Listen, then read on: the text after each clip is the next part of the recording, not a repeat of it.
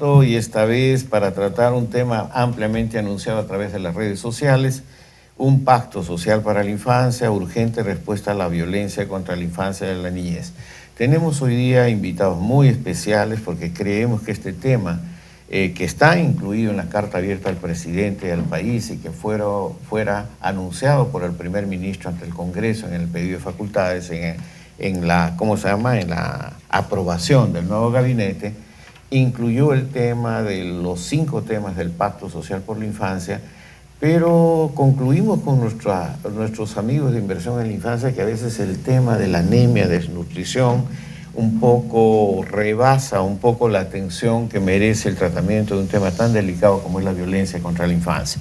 Y por esta razón que el día de hoy hemos visto por conveniente tener con nosotros a María Villalobos, directora de Save the Children, Perú-Ecuador. Ella es miembro también del Grupo Impulsor de Inversión en la Infancia, una gran activista contra la violencia y contra la violencia no solamente en la infancia, sino contra la niñez y adolescencia. Está también con nosotros nuestra querida amiga Andrea Lanata, que es abogada y es miembro del Grupo Impulsor de Inversión en la Infancia, además consejera de la Municipalidad de San Isidro. Por el otro lado, pues es un gusto tenerte y darte la bienvenida. Matilde, finalmente, Matilde Coveñas, adjunta para la niñez y adolescencia de la Defensoría del Pueblo.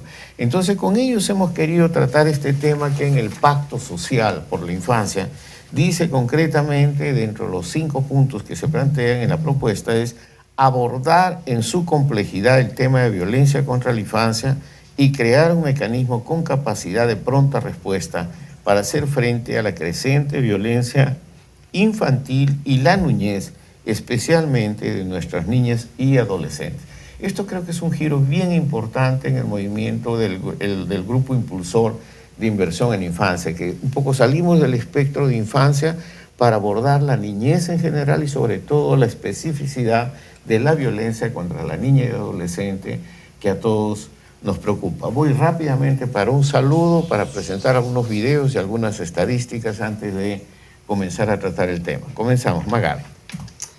Bueno, yo plantearía concretamente como desafíos que las autoridades y también la ciudadanía, cada uno en nuestro rol, pasemos del discurso y la promesa a la acción. O sea, este gobierno, esta es su tercera ministra de la Mujer y Poblaciones Vulnerables.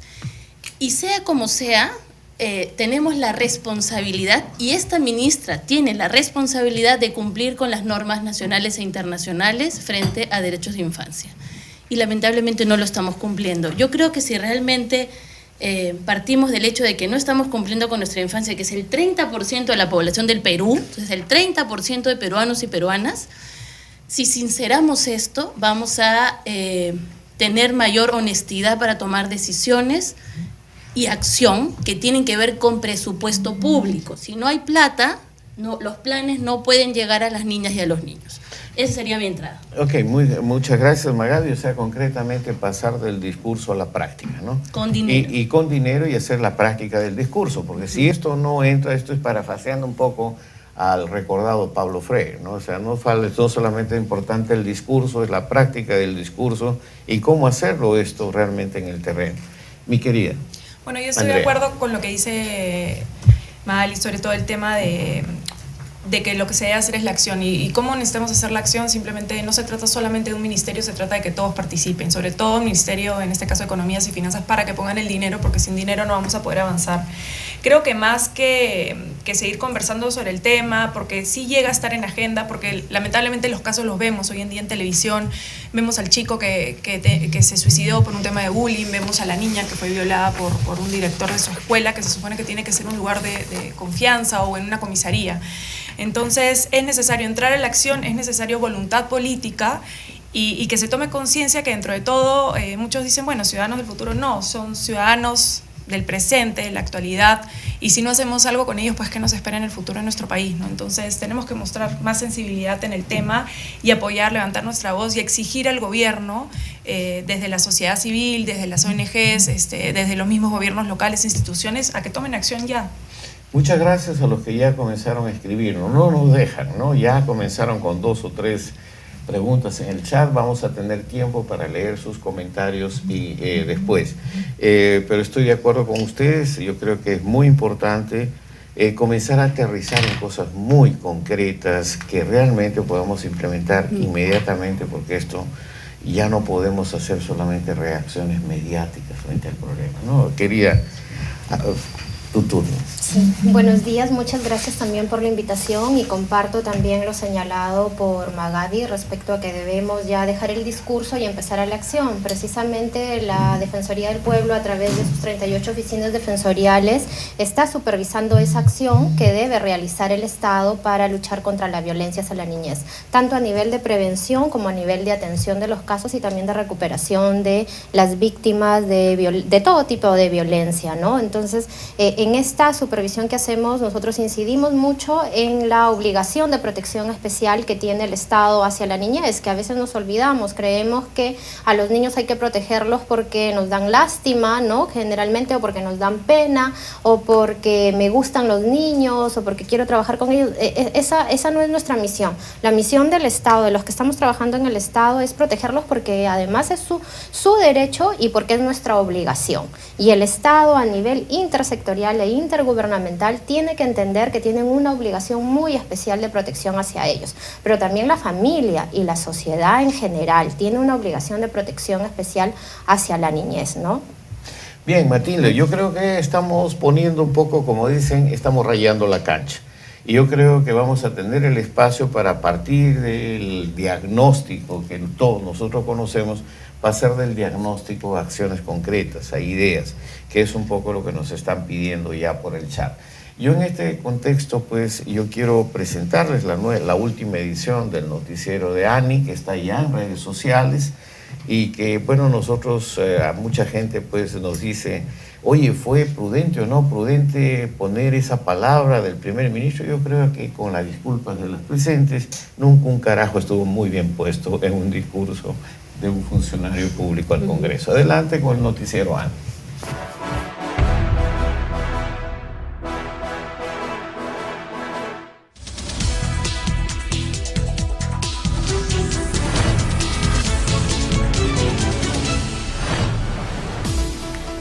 Hola, soy María Fernanda Gol y esta es la Agencia de Noticias de la Infancia.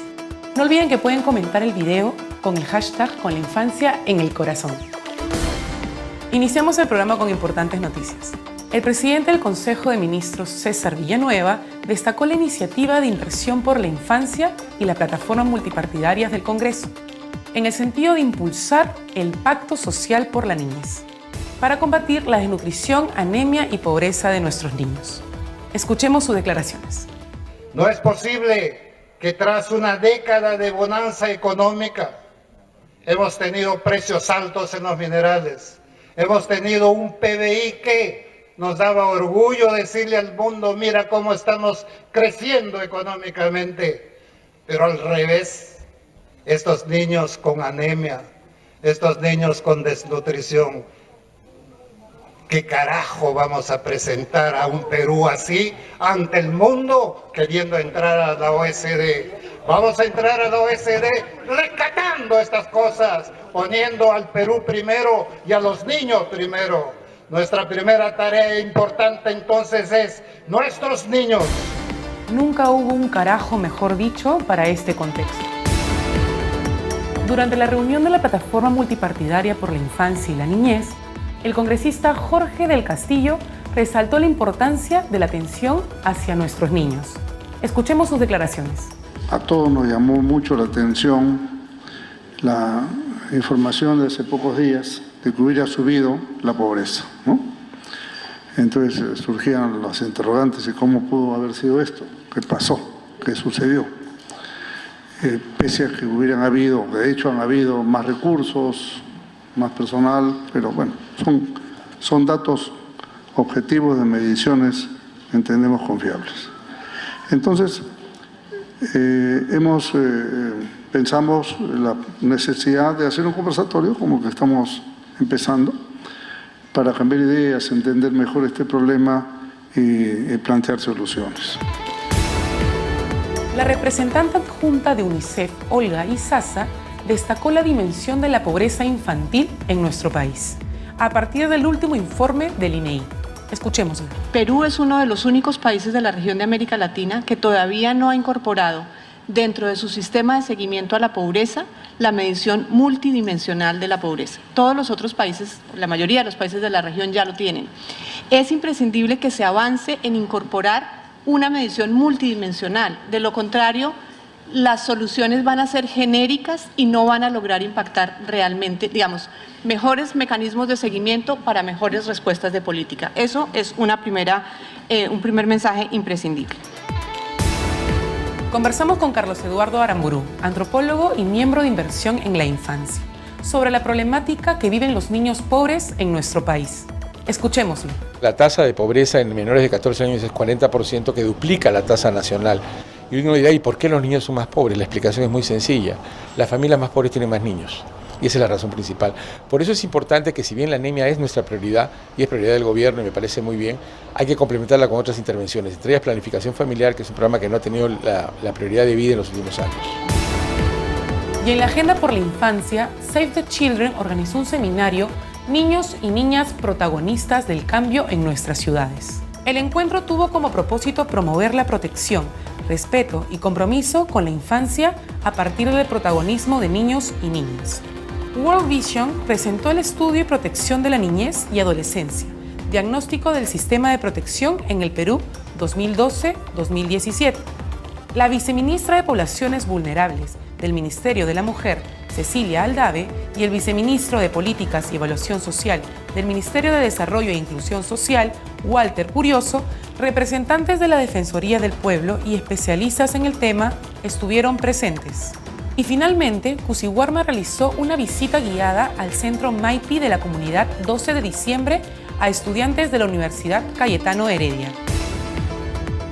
Los invitamos a movilizarse en todos los sectores. A puerta de las elecciones municipales, tengan en cuenta elegir un candidato que sepa afrontar la anemia, la desnutrición y la pobreza de nuestros niños.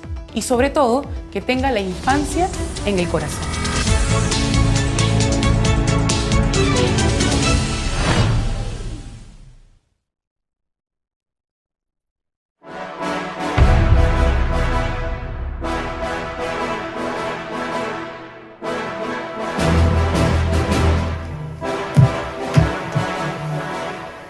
Bueno, muchísimas gracias a UNICEF, Prisma y a todas las organizaciones que están apoyando esta edición del Noticiero de Televisión. Ha tenido una gran acogida en las redes sociales y estamos viendo que hay más de 300 personas que están ya retuiteando, reproduciendo. Esta es una información. Creo que es muy importante rescatar la presencia de la infancia como pauta en los medios y en la ciudadanía. Gracias por su apoyo. Y estamos transmitiendo, me dicen que por Facebook también en este momento, y recibiendo las preguntas. Bueno, nos espera una dura batalla, ¿no? Y con la infancia en el corazón tenemos un panorama electoral que se nos viene encima. Yo, antes de irme al corte, muy brevemente, ¿cuáles deberían ser los temas, claro, incluyendo violencia, que debería considerar un candidato para ser un candidato que realmente esté a tono con la lucha contra la pobreza, violencia y combate a la anemia y desnutrición? Mira, más que temas, porque temas son muchos, porque como los niños son personas, toda la dimensión multidimensional, claro, ¿no? Pero digamos, en nuestra experiencia, comenzando con niñas, niños y adultos, yo creo que hay que tomarlos en serio. El gran problema es que no los tomamos en serio. Las autoridades no los toman en serio, entonces postergan algunas decisiones, inversiones, etc., porque tienen otro problema por resolver. Entonces, y para tomarlos en serio hay que comprender que son sujetos de derechos con protección, que son personas, que son ciudadanos y por ende que tienen un poquito de poder. Y que tienen voz y opinión también. Claro, y ese poder implica esa voz y esa opinión y tomarlos en cuenta. Pero solo los vamos a tomar en serio cuando realmente se priorice entender su dimensión de ciudadano y de persona. Y creo que ahí esa batalla la tenemos un poco postergada porque estamos hablando de tecnicismos, ¿no? ¿Cuánta hierro se le da? ¿Cuántas vacunas? Pero sobre esos insumos que se le da a la persona hay un ser humano complejo que hay que entender y valorar. Perfecto. ¿Qué dices, Andrea? Yo creo que como ciudadanos ahí tenemos que tener la responsabilidad de ver qué candidato habla de la niñez. ya es un primer síntoma, es darte cuenta que el candidato... No solamente que se tome una fotografía, ¿no? No, que hable la niñez, que muestre en su plan de gobierno cómo va a estar dirigido, cuál es la inversión que planea hacer, cuáles son las acciones que planea hacer. Yo creo que una vez que ves que un candidato pone en agenda esos temas es alguien que puedes tal vez considerar, ¿no? Creo que eso es algo que llegando ya a las elecciones que son en octubre, todos tenemos que estar muy atentos, ¿no? Claro. Matilde.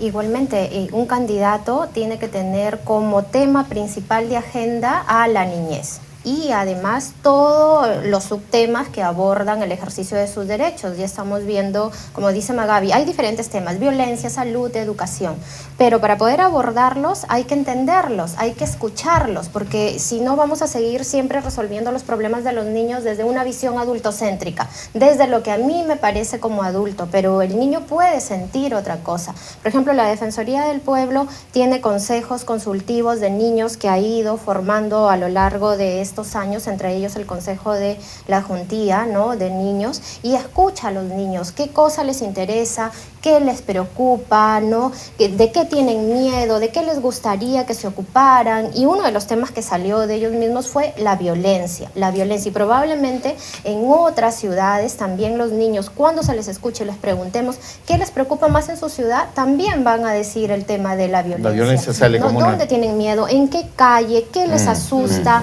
Si les asusta a algún adulto, o de repente algún niño mismo más les asusta, ¿no? Pero hay que escucharlos para poder entender la dimensión de la violencia. Vamos a seguir trabajando en esta línea, vamos a ir a un corte, pero pensemos un poco de que tenemos que elegir nuestros candidatos que tengan la infancia en el corazón, ¿ok? Vamos, y es una campaña que vamos a emprender con todas las organizaciones como Inversión en Infancia. Vamos a un corte, Jimmy, y volvemos inmediatamente con el tema.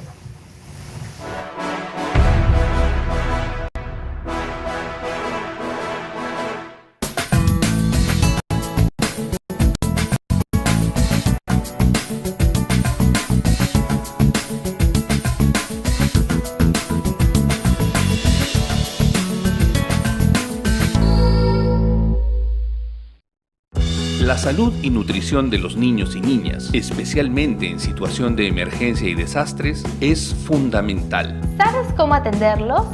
1. Priorizando el apoyo nutricional en las madres gestantes y en niños de 0 a 3 años y evitar que sufran de anemia y desnutrición. 2. Promoviendo la lactancia materna exclusiva hasta que los bebés cumplan como mínimo los 6 meses de edad. 3. Cumpliendo con el esquema de vacunación completa en los niños y niñas para protegerlos de las enfermedades como el sarampión. Una sociedad informada es una sociedad protegida y preparada. Una sola fuerza por la infancia.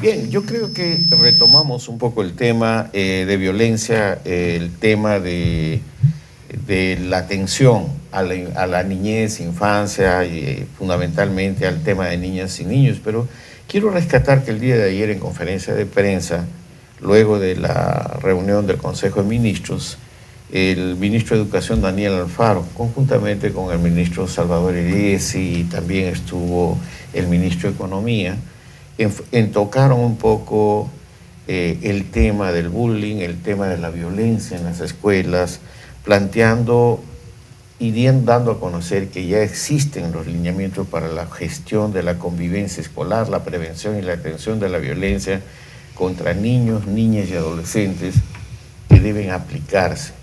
Se dice el qué, pero no se dice muchas veces el cómo. Y muchas veces estamos notando que esto queda un poco fuera del conocimiento y la praxis diaria. El CICB a nosotros nos parece un gran instrumento, una cosa interesante que está haciendo el Ministerio de Educación en este momento, pero que está básicamente reportando estos casos de bullying en las escuelas, en fin. según estos datos que dio el ministro, y ahora me dice Matilde que son mucho más, pero el ministro mencionó 11.000 casos detectados por CICB, desde la creación de CICB, de violencia en las escuelas. O sea, esta es una evidencia muy concreta, y si son 15, son 17, si son 5 ya es una agresión, es un escándalo, ni un solo caso. Es que todavía no hay un punto de encuentro del basta ya, ¿no? O sea, sí nos interesa y vemos, y entonces, y como inversión en infancia tenemos que decirlo, y a veces no les gusta que digamos, pero perdóname, fulano, director de una escuela pública que abusó de una niña de 3 años, hasta ahora no está juzgado, está caminando por las calles. Entonces, pensamos que deberíamos dar algún tipo más de acción en relación a eso. Pero el ministro Alfaro señaló también que se han capacitado a 220 especialistas en psicólogos y asistentes sociales para prevenir y atender los casos de bullying. Además, 13.000 directores han sido capacitados con normas de buena convivencia escolar. Dice que no descansaremos hasta eliminar los casos de violencia contra los niños, niñas y adolescentes. Pero ya este cuento yo estoy provocándolos a ustedes porque creo que es bien importante.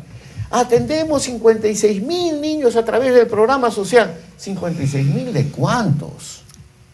Y además, ¿con qué efecto? ¿Con qué efecto? Números, pero atendemos, hemos capacitado 12.000 maestros, pero somos pues 30 millones y por lo menos hay 9 millones de servidores que requieren tener instrumentos. Ayer yo conversaba con un sector, les preguntaba, ¿y por qué la policía femenina, que tiene toda la buena voluntad, no puede acceder o no puede responder en primera base este tipo de cosas? No, la respuesta, me dijeron, es la siguiente: tienen temor a errar porque no saben cómo proceder. Entonces estamos hablando de cosas tan simples como socializar información, conocimiento, para poder actuar. No hay mala voluntad, hay problemas serios en la gestión. Y esto, y aquí yo termino con el comentario, yo creo que está bien declarar que no descansaremos hasta eliminar los casos, pero no estamos. Yo entiendo de que esta comisión que se creó hace 2 meses con la urgencia, hasta ahora no tiene resultados y tenía un plazo perentorio de 30 días. Entonces, tampoco no tenemos la aprobación todavía no tenemos publicado de la ley 3043 de castigo físico, 2 años y medio de haber sido aprobado. Entonces, nosotros sentimos esto. ¿Qué hay que hacer para voltear la página en esta situación? Porque si no ponemos la cosa en una perspectiva, en un camino práctico, somos cómplices, pues. Sí. Disculpen, lo contextualiza así, ya sé, Irina, me dice, estás entrando a fondo. Estoy entrando a fondo, pero es que realmente, como todos nos indignamos todos los días, porque todos los días ocurren estas agresiones a los derechos humanos de los niños, sobre todo las niñas.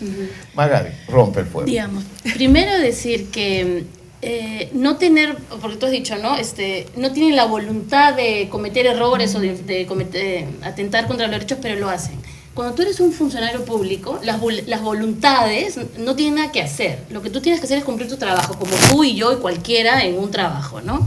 Entonces, no es excusa para un funcionario público decir, pucha, no tuve la intención, pero no me di cuenta que ese niño, habían tantos compañeros que lo estaban haciendo bullying y terminó hospitalizado. No tenían la intención, pero esa niña terminó siendo violada. Entonces, otra cosa que tú has tocado, esta resolución ministerial del MIM, donde Save the Children está dentro de las organizaciones del grupo de trabajo.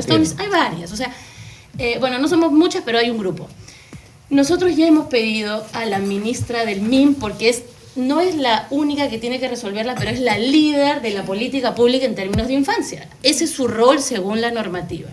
Una reunión para saber en qué va a terminar esta responsabilidad, porque era una estrategia de urgencia después de un caso terrible. Todos lloraron en medios. La premier del momento, la ministra, todo el mundo lloró. Pero el caso y los casos que todos los días pasan no se solucionan. En principio, la otra semana vamos a tener una reunión porque nosotros como sociedad civil tenemos que rendir cuentas. ¿Qué se hizo y qué no se hizo? ¿Qué falta por hacerse? Tú pedías cómo, Salvador. Hay miles de cómo. O sea, nosotros hemos mandado un documento así con todos nuestros cómo. Y distintas instituciones de sociedad civil tienen miles de cómo. Luego tienen que hacer mini copy-paste y ajustar algunas cosas de política pública. No tiene que ser perfecto, pero tenemos que empezar e ir ajustándolo, ¿no? Y lo otro, para terminar, hay que tomarnos en serio las normas, ¿ya? O sea, por las puras no se aprueban las leyes en el Perú, porque por un lado vulneras a los niños y a las niñas, pero por otro lado das el mensaje político y de liderazgo de en este Perú no pasa nada si la más alta autoridad no cumple con las normas. Entonces yo como ciudadano tampoco pasa nada, ¿no? Tenemos la ley del castigo físico inmediante, 2 años y medio que aún no se aprueba. Me han dicho que la otra semana debe salir ya publicada los lineamientos o reglamento, o como se le quiera llamar. Ojalá sea así, porque es como la 5ª vez que nos informan lo mismo. Igual está por salir del horno los lineamientos de la ley del interés superior del niño y de la niña, que es fundamental para que los operadores sepan qué hacer frente a los casos. Todavía no sale. Y está lista hace meses. No es perfecta, no importa, que salga y se mejore en el camino. Y la última ley que para nosotros es fundamental. El Perú hace casi 30 años asumió la responsabilidad de implementar la Convención sobre los Derechos del Niño. Muy poca gente la sabe, pero hemos asumido ese rol, ¿no es cierto? Esa convención se traduce en una ley, en un Plan Nacional de Acción por la Infancia, que es bien lindo, bien bonito. Y como no se cumplía el plan, en el 2015 se aprobó una ley para obligar al Estado a cumplir el plan. Es como, tengo que hacerte una ley para que obligues el plan que tú has hecho, ¿no? Tampoco están cumpliendo con la ley. Es que ni siquiera el Estado sabe. Perdóname, pero yo estuve en reuniones como inversión en la infancia. ¿Ah, sí? ¿Existe? Bueno, entonces nombren a mejores funcionarios, porque si unos ministros no conocen la ley... No, es que no se trata, yo creo que es un poco el tema de gestión, y gestión realmente oportuna y eficiente en el tiempo concreto. Y yo creo que es un tema que nosotros tenemos que ver, que es un tema que lo tratamos también en la visita que hicimos al defensor. O sea, el tema es que no es que la cuestión de buena voluntad se va a cualquier parte, pero el tema es que no hay gestión eficiente ni se cumplen estos compromisos. Yo creo que esto no solamente pasa en temas de violencia o en temas de derechos. Bueno, ya, yo no quiero entrar en anemia de nutrición, sino nos comenzamos a tratar todo el programa nuevamente sobre este tema. Pero ¿no? Una cosa, perdóname, mira, hay estudios que demuestran cómo la violencia, tú puedes comer excelente, o sea, todo lo que necesitas para no estar ni anémico ni desnutrido, pero la violencia hace que tu cuerpo no asimile en la comida. Entonces, no seamos limitados al pensar que los temas de anemia y desnutrición solo es comida. La persona es mucho más compleja que determinados elementos que entran y salen de tu cuerpo. Y lo fundamental es crecer en balance, sintiéndote querido, sin miedo, etcétera, ¿no? Si eres golpeado o golpeada, o estás asustado o asustada, tu cuerpo no crece bien y no aprendes. O sea, no importa, el proceso puede ser maravilloso, pero no aprende porque estás muerto de miedo. Totalmente. Y creo que es parte de eso. Hay mucha gente que está participando. Gracias a ustedes. Enseguida llega el turno de leer los chats para poderlos poner en el diálogo. Andrea. Es que creo que eso es lo básico, ¿no? Se tiene que tomar esto como un tema global. Como bien dijo Magabi, o sea, y era justo lo que iba a mencionar. El tema de la desnutrición y anemia también se da por temas de violencia. Entonces, si al final nos ponemos a analizar el tema, sí, el gobierno tiene mucho por hacer, los ministerios tienen mucho que hacer, pero todo empieza por casa. Entonces también es importante la educación a los padres de familia para que puedan tratar a sus hijos, para que puedan educarlos sin violencia, porque también viene a ser un tema cultural. Entonces, como vemos acá, lo que se tiene que hacer es también capacitar a los padres de familia, trabajar con los gobiernos locales, que son los que están más cercanos a ellos, en temas de violencia, y al mismo tiempo, como madre, como educadora, como personas de la sociedad civil, tienes que exigirle al gobierno que cumple con lo que tiene. Nos damos cuenta que lo que estamos haciendo actualmente no funciona, pues tenemos que cambiar las acciones. Si ha habido un plan que, por ejemplo, Save the Children ha presentado con muchas opciones, pues pongámoslas, como dice Magabi, a prueba. Y por último, se logrará el objetivo con intento-error, o sea, y así es como lograremos avanzar y recaudar más información de ver qué es lo que funciona en nuestro país para poder sacar a nuestros niños adelante, ¿no? Totalmente de acuerdo. Matilde. Sí. Totalmente de acuerdo también con el tema de que hay que empezar a cumplir las obligaciones, ¿no? Ya no es necesario crear nuevas cosas, nuevas instancias, nuevas leyes. Ya tenemos las leyes y cada uno dentro de sus mandatos constitucionales y dentro de sus normas tienen bien delimitadas las funciones. Sin embargo, la Defensoría del Pueblo, cuando recibe quejas, advierte, por ejemplo, en los temas de lucha contra la violencia, que las entidades no cumplen sus funciones, ¿no? Esto a partir de los casos concretos que analizamos. Por ejemplo, tenemos tenemos quejas donde la policía no recibe la denuncia de un niño y si la recibe, por ejemplo, una denuncia por desaparición, no hace las diligencias debidas inmediatamente, sino deja pasar el tiempo y luego pasa lo que sucedió con la niña Jimena, por ejemplo, que esta denuncia por desaparición no fue tomada en serio. ¿Qué tiene que hacer la policía ahí? Cumplir sus funciones de inmediatamente actuar cuando tiene una denuncia de desaparición, por ejemplo, en el caso de un niño, y con mucha más razón cuando es una denuncia por violencia. Puede ir el mismo niño solo, sin estar acompañado, y atenderlo, pero a veces esperan que esté acompañado con un adulto. ¿Qué tiene que hacer el Ministerio Público? Cumplir su función. Si no tienen demasiadas cámaras Gesell, por ejemplo, ¿qué es lo que tiene que hacer? Coordinar, ver todo el presupuesto para que existan más cámaras Gesell y no se demoren tanto las citas para que un niño pueda pasar por una cámara Gesell, ¿no? Ahí el Ministerio Público es el que tiene que cumplir su función. El Poder Judicial, ¿qué es lo que tiene que hacer? El Poder Judicial inmediatamente darle prioridad a todos los casos de violencia contra la niñez y no demorar los procesos. Tenemos sentencias que conocemos después de 4 o 5 años de un caso por tocamientos indebidos. ¿Qué tiene que hacer? Por ejemplo, los centros de emergencia mujer, tener el personal especializado para que pueda atender debidamente, ¿no?, los casos de niñez, porque los casos de niñez son distintos a los casos de una mujer adulta. Se necesita una sensibilidad y una especialización muy rigurosa porque estamos hablando de un problema humano y que necesita, como dijo Magabi, tener en cuenta toda la dimensión del ser humano, su dimensión física, psicológica, ¿no? Absolutamente todo. ¿Qué tienen que hacer las DEMUNAS? Por ejemplo, las DEMUNAS tienen que estar organizadas. Si no tienen personal para atender los casos, por lo menos la DEMUNA en su jurisdicción tiene que hacer labor de promoción de derechos para prevenir la violencia. La DEMUNA le tiene que decir a los niños de su localidad que tienen dónde acudir frente a un caso de violencia y además tiene que enseñarles que tienen derechos, tiene que empoderarlos, pero eso no pasa a veces con las DEMUNAS, ¿no? Entonces hay cada entidad que tiene su función, el tema es que no las cumplen y la Defensoría del Pueblo constantemente advierte que el gran problema es que tenemos las normas pero no cumplimos con nuestras obligaciones. Y el otro gran problema, ¿no?, que también lo han planteado acá en esta mesa, es que hay tareas pendientes. Hay implementación de leyes, hay pendientes la publicación de algunos reglamentos que son necesarios para poder avanzar. Pero ya no seguir creando nuevas cosas, hay que cumplir con lo pendiente. Por ejemplo, registros. Hay registros que ayudarían mucho a saber cómo se va a atender el caso. Por ejemplo, un registro muy importante en el tema de las personas desaparecidas es el registro de personas desaparecidas que se tiene que implementar por el Ministerio del Interior. Este registro ayudaría a que los niños que han desaparecido puedan ser localizados inmediatamente con ayuda de la población. Otro registro importante es el registro de procesados y condenados, los docentes procesados y condenados en materia de violencia sexual, para saber qué profesor no podría ser un posible agresor o ya ha sido agresor y no permitir que entre en contacto con un niño. ¿Qué tienen que hacer las escuelas? Las escuelas tienen que ser espacios seguros para los niños. Por lo tanto, tienen que organizarse y cumplir con las normativas que ya están establecidas. No hay que crear nada nuevo.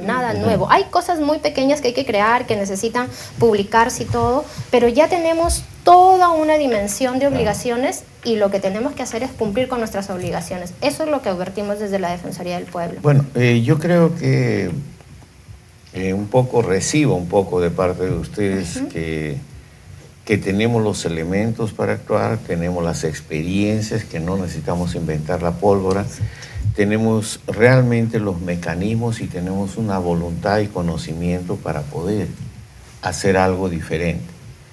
Pero todo esto, y esto lo hago antes de irnos al corte, para un poco desafiarlos también.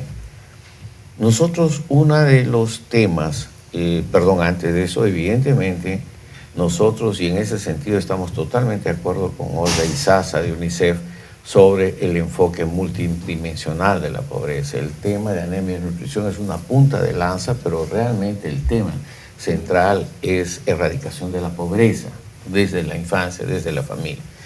Esto por un lado. Pero segundo, en este tema de la violencia, si sabemos, conocemos, tenemos, ¿cómo esto realmente aterriza en lo concreto.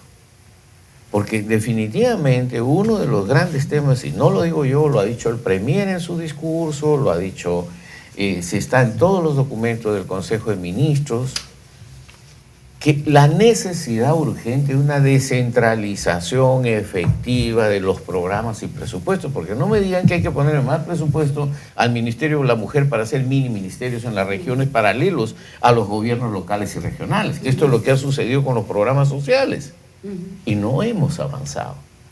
Entonces, ¿qué realmente? Y les pido un esfuerzo porque me están preguntando aquí por el chat. ¿Cómo aterrizaríamos, por ejemplo, en lo concreto? ¿Qué podría hacer un gobierno local y un gobierno regional? ¿Qué les parece?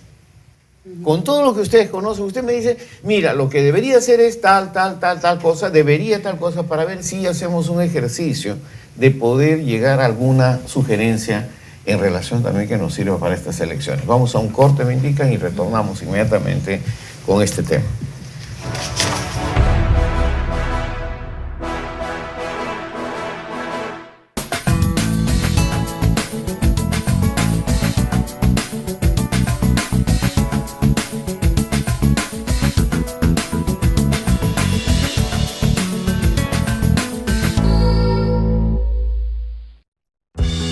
La higiene en los niños y niñas, especialmente en situación de emergencia y desastres, es fundamental. ¿Sabes cómo atenderlos?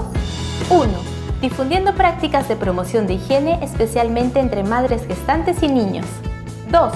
Enseñando a madres y padres a purificar el agua, por ejemplo, utilizando 2 gotas de lejía por cada litro de agua y dejando reposar por 30 minutos. Esta agua podrá ser apta para el consumo durante 8 horas después de ser clorada. 3.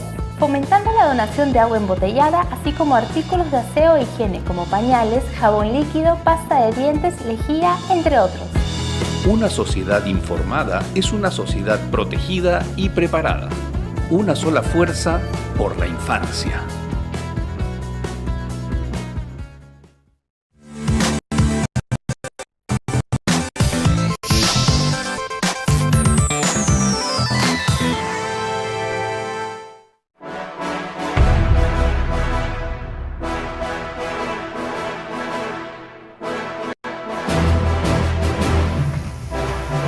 Bien, ya estamos de vuelta, entonces yo hice una pregunta, a ver, ¿cómo aterizamos esto desde el nivel local, desde el nivel regional? Yo voy a entrar ya. Para voltear la torta. Sí, porque yo voy a entrar desde el punto más ciudadano, ¿no? Porque cada uno genera su valor agregado. Lo primero que debería hacer la autoridad, o el que quiere ser autoridad, es conocer su territorio. ¿Cuántos niños hay acá? ¿Cuántas niñas? ¿De qué edades? ¿Embarazadas, no embarazadas? ¿Van a la escuela? ¿Tienen anemia? Etcétera. Solo conociendo tu realidad y tomando en serio esos niños, niñas, adolescentes, puedes tener tu primera demarcación. Ok, un mapeamiento, digamos. Sí, discapacidad. O sea, hay una serie de variables que tienes que tomar en cuenta. Y después de eso, pondría mi esfuerzo en conversar con ellos y ellas, ver los mecanismos de representación para buscar soluciones con ellos. ¿Por qué? Los adultos, como ya se ha dicho en la mesa, nos hemos inventado un montón de cosas, ¿no? Desde determinados niveles de política pública que no han funcionado muy bien. Conversemos con ellos, pesquemos con ellos las soluciones y empecemos a implementarlas. Pero para esto vamos a necesitar plata. Habría que ver cómo en el marco, con el enfoque de la descentralización, realmente llega plata a los gobiernos locales y regionales para que hagan este trabajo. Porque si no van a tener mucha voluntad, pero no dinero para implementarlo. Ok. Andrea. Yo también pienso que algo importante es desde los gobiernos locales darles las herramientas, enseñarles para que puedan utilizar el presupuesto que tienen, que muchos no lo utilizan porque no tienen ni idea cómo, dónde pedirlo, ni cómo lograrlo. Entonces, con ese presupuesto se podrían llevar acciones. Hay muchos ciudadanos que no saben ni siquiera qué es una DEMUNA, que tienen una DEMUNA en su municipio. Entonces, creo que en temas de gobierno, tanto local como regional, eso es lo que se debería hacer, ¿no? Enseñarle a los mismos funcionarios, por medio ya sea de ONGs, instituciones, capacitar a su personal sobre el presupuesto que tienen para niñez, porque hay un presupuesto para estos temas, tanto para anemia, desnutrición, como temas de violencia, y luego poder informar a la población más sobre lo que tienen, porque la población también tiene bastante responsabilidad en esto. O sea, cada uno debería saber cuáles son las herramientas con las que cuenta y qué es lo que deben hacer para proteger a sus niños, ¿no? Y no lo están haciendo en este momento. Hay un mal que se reproduce porque viendo que ustedes han entrado en el tema más de la gestión y de la relación con la sociedad civil, hay un mal que se reproduce desde el nivel nacional hasta el nivel distrital. Y los que han cambiado la figura de eso son aquellos que han tenido un sistema eficiente de gestión y articulación. Muchas veces la dirección que trabaja con salud como con educación no saben lo que está haciendo salud ni educación, ni el otro en derechos, ni las demunas, ni mucho menos. Entonces yo diría que también una recomendación podría ser crear un mecanismo de articulación interna. Sí, hay una cosa, Salvador, para sincerar la política, ¿no? No sé ahorita con el presidente Vizcarra, pero sé con el presidente Kuczynski y no sé si antes. Como el Perú es tan fragmentado a nivel técnico y sectorial, en la PCM existía una Delivery Unit, una unidad de temas súper priorizados, y eran los que finalmente el presidente y el premier o la premier exigía intersectorialidad. Eso puede ser un problema porque solo ves algunas cosas y la intersectorialidad está en todo. Entonces no te va a funcionar este top de temas, ¿no? Entonces tiene que haber esa mirada intersectorial desde el liderazgo más político. No es un tema técnico, es un tema político. Es un poco lo que ya hay algunas experiencias, como tú dices, que ya existen en algunas ciudades que han logrado determinado tipo de logros. O sea, no es que hay que inventar. Matilde. Sí. En el caso de los gobiernos locales, cualquier persona que pretende ser alcalde, ¿no?, o pertenecer a un gobierno local, tiene que conocer lo que ha dicho Magali. Conocer en el tema de niñez cuántos niños tiene, las problemáticas, pero además tiene que ser un funcionario que se preocupe por conocer sus obligaciones. En diversas oportunidades que la Defensoría del Pueblo ha tenido, ¿no?, conversaciones con ellos y ha presentado un documento sobre las obligaciones de los gobiernos locales y regionales, hemos advertido que los funcionarios no conocen sus obligaciones en materia de niñez. Por lo tanto, si no conocen, difícilmente van a poder actuar, van a poder cumplir sus funciones. Al conocer sus funciones, van a poder ellos tomar decisiones a favor de los niños y van a poder luchar, por ejemplo, contra la violencia, que es el problema que más nos preocupa ahorita. Un gobierno local, para dar un ejemplo, si quiere luchar contra la violencia, debería empezar a fortalecer, por ejemplo, SUDEMUNA, que es el servicio más cercano a los niños, que es el servicio que tiene que hacer promoción de derechos de los niños y que también ayuda en la atención de los casos de los niños. Por ejemplo, en la atención de violencia. Una DEMUNA tiene que detectar un caso de violencia en su localidad e inmediatamente comenzar a articular con las instancias respectivas, incluso pedir ayuda a la propia Defensoría del Pueblo para poder supervisar el incumplimiento, ¿no?, o la actuación de alguna entidad competente como la policía, el Ministerio Público o el Poder Judicial. O sea, la DEMUNA tiene que ser el servicio especializado en materia de niñez en la localidad. Eso para los gobiernos locales. Pero si un funcionario no conoce eso, difícilmente va a poder. Igual pasa con los gobiernos regionales. Tienen que conocer sus funciones en materia de niñez. Por ejemplo, el presidente, quien quiera ser candidato a un presidente regional, tiene que conocer qué tiene que hacer en su región en materia de niñez. Hay regiones donde los problemas, ¿no?, o algunos problemas son más fuertes que otros. Por ejemplo, el embarazo adolescente es mucho más alto en las regiones de la selva. Es 2 veces más que el promedio nacional. Y muchas veces también este embarazo adolescente es por violencia sexual. Es causa de la violencia sexual.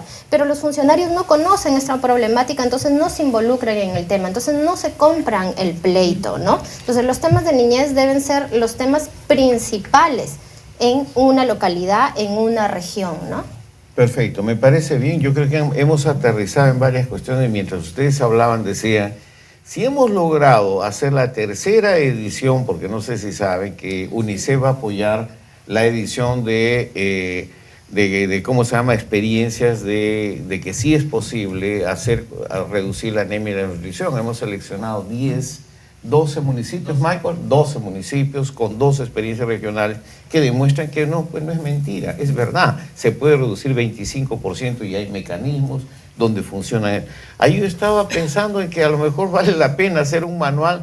¿Qué debo hacer como alcalde o gestor local para implementar las políticas de infancia? Se puede hacer y comenzar a trabajar con todos los gestores. Yo lo dejo en el aire y ahora sí vamos al chat porque ya me están presionando y tenemos los últimos 10 minutos para hacer las lecturas del chat y los comentarios finales. Adelante, por favor. Jimmy, entonces, Antonio dice, acabar con la violencia no se hace solo con palabras, se acaba con acciones concretas. Muy bien. ¿Qué sigue? María Fernanda, ¿existen en el Perú lugares donde se ha eliminado la violencia o experiencias? Me imagino que es un poco algún comentario que alguno de ustedes hizo. ¿Seguimos? ¿Qué más? Ah, yo tengo que manejar. Perdóneme, yo no sabía eso y Entonces digo, Carlos dice, ¿qué se necesita para acabar con la violencia? ¿Solo una norma cambiará la forma de tratar a los niños? Irina dice, el tema es muy importante, especialmente por las diferencias que se establece entre los niños y los niños. Importante lograr que sean iguales y no existan las diferencias entre ambos géneros. A ver, ¿qué más tenemos? Juan Alberto nos dice, en realidad la connotación del carajo es muy simple. En el diccionario significa plataforma colocada en la parte alta de un palo que sirve como puesto de observación para facilitar la maniobra de las velas altas. En términos, es un llamado de atención. Me parece muy bien, qué lindo. Estela Muñoz nos dice, aún no entiendo cómo es que las familias siguen minimizando la participación y educación de los niños. El porcentaje de niñas que no terminan la escuela es doblemente superior al de los niños. Eso es verdad, por eso el enfoque de niño, niña, adolescente es muy importante.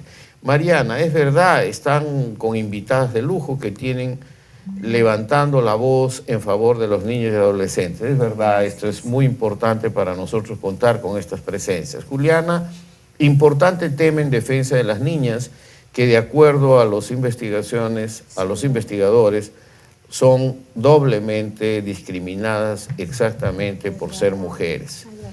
Entonces yo creo que por ahí quedamos.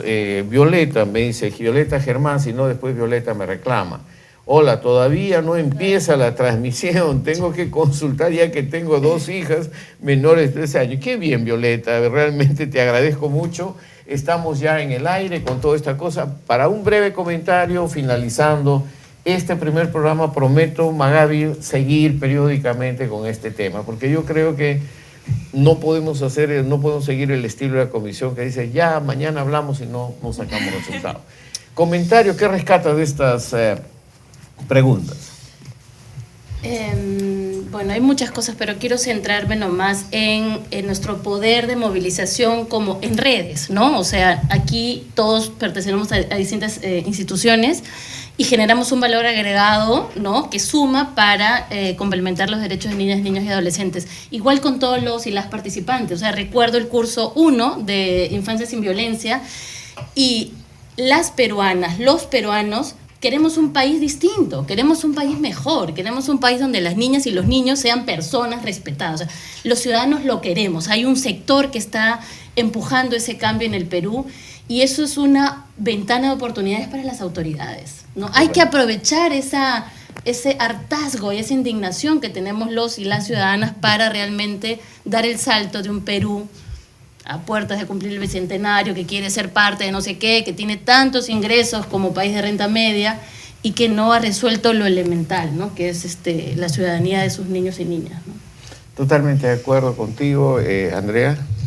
Bueno, lo que dice Carlos, su pregunta era que se me quedó en la cabeza, solo una norma cambia la violencia para los niños, no, pues. O sea, como hemos mencionado acá, se tiene que ver desde un tema de familia, desde un tema de crianza, porque a veces la violencia empieza en casa por un tema cultural. Entonces es importante que los padres de familia también encuentren una salida de cómo corregir de otra manera, ¿no? Porque a veces piensan que es la única manera y al final están haciendo un daño a su hijo, que a veces no lo ven así. Entonces, es más, justo hoy día que estuvimos hablando de un tema de bullying, me comentaba un amigo una experiencia de cómo a veces los maestros infligen violencia contra sus alumnos y dicen, no, pero le di un jaloncito de oreja y no se daban cuenta de lo que habían hecho hasta que vieron un video de ellos mismos haciéndolo.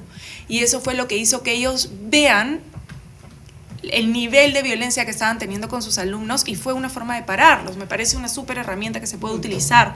Y lo que menciona Estela y Juliana ambas sobre el tema de de que hay más porcentaje de niñas que están siendo discriminadas o que no están terminando las escuelas, lamentablemente se sigue dando en el país, y eso es algo que también empieza por casa. O sea, el domingo es el Día de la Madre, le mando un beso súper grande a todas las mamás.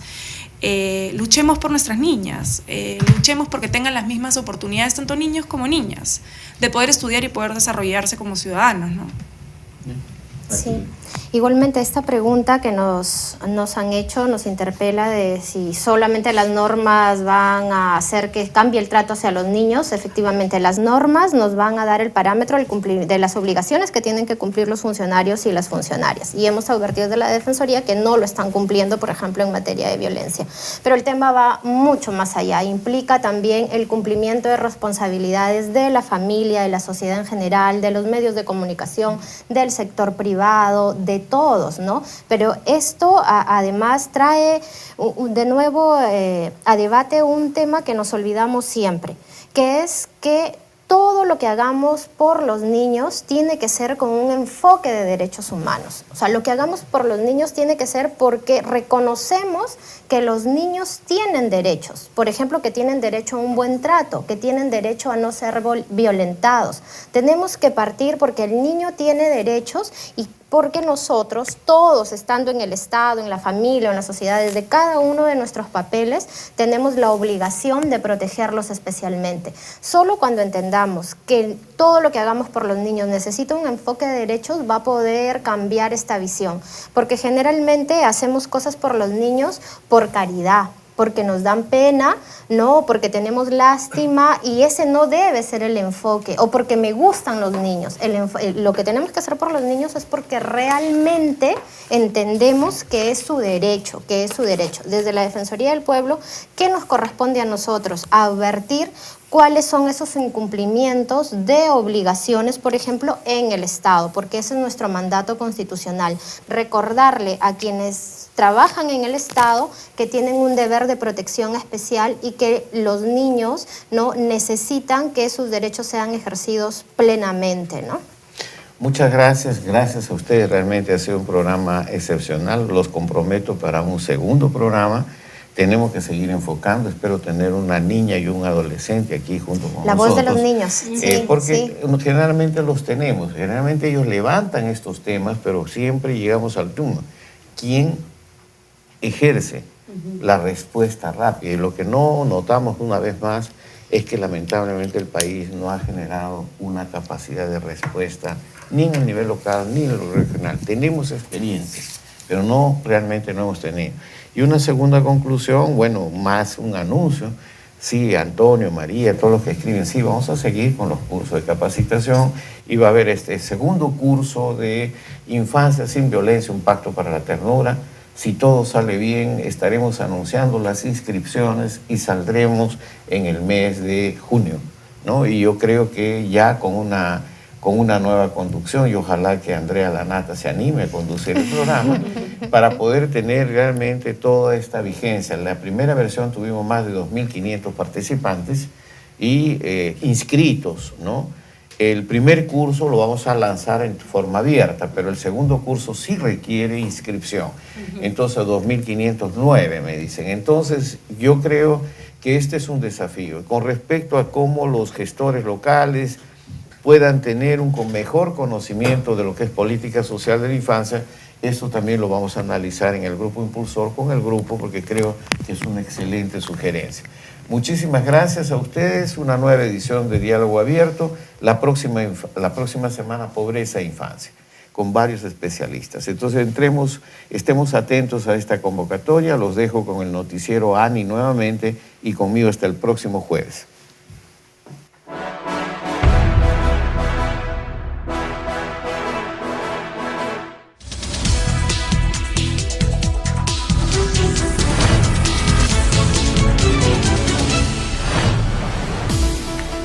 Hola, soy María Fernanda Wall y esta es la Agencia de Noticias de la Infancia.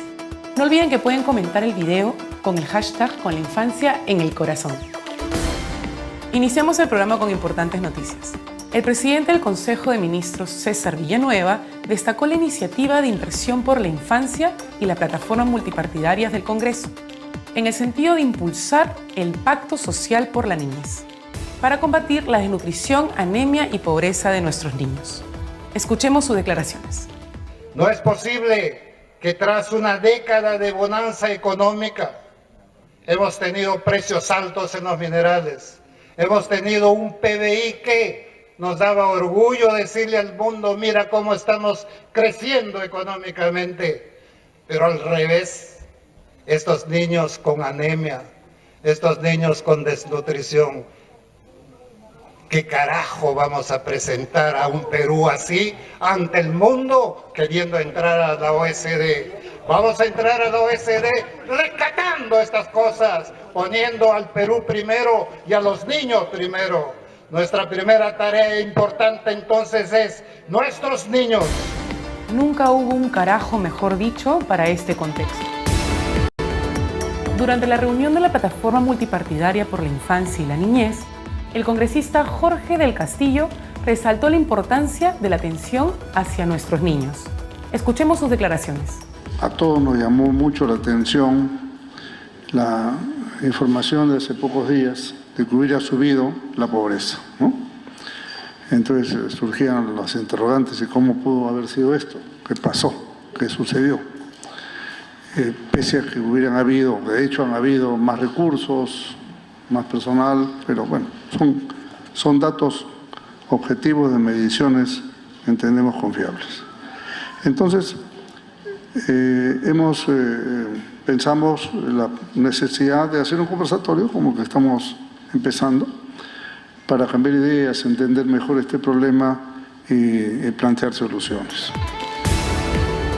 La representante adjunta de UNICEF, Olga Izaza, destacó la dimensión de la pobreza infantil en nuestro país, a partir del último informe del INEI. Escuchémosla. Perú es uno de los únicos países de la región de América Latina que todavía no ha incorporado dentro de su sistema de seguimiento a la pobreza la medición multidimensional de la pobreza. Todos los otros países, la mayoría de los países de la región ya lo tienen.